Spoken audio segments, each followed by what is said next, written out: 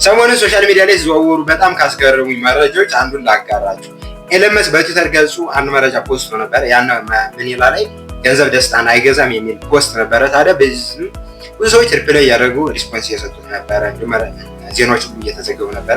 ገንዘብ ደስታን አይገዛም ኤለን መስክ ልክ ነው እያሉ ነበረ። ኤለን መስክ በዓለም እንግዲህ ታውቃላችሁ፣ ኤለን መስክ በዓለም የመጀመሪያው የሀብት ማማ ላይ ያለ ነው። በዓለም የመጀመሪያው ቁጥር አንድ ባለሀብት ነው በገንዘብ በካፒታል ማለት ነው።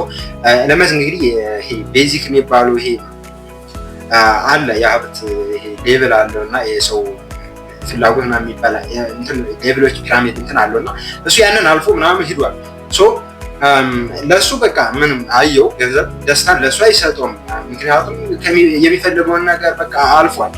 አሁን የገረመኝ ነገር እኛ ቤዚክ ኒድ የሚባሉትን ነገሮች ሳናሟላ ቤዚክ ኒድ ያላሟሉት ሁሉ ገንዘብ ደስታን አይገዛም እያሉ ሲከራከሩ በጣም አስገረመኝ ነው። እስኪ ለእኔ ስጤና እንዴት ደስ እንደሚለኝ ላሳይ። በእናትህ እንደዚህ ያልከው ገንዘብ ደስታን አይገዛም ያልከው የኛ ቤዚክ ኒድ ሳታሟሉ እንደዚህ ያላችሁ ሰዎች ማለት ነው። እናንተስ ምን ትላላችሁ?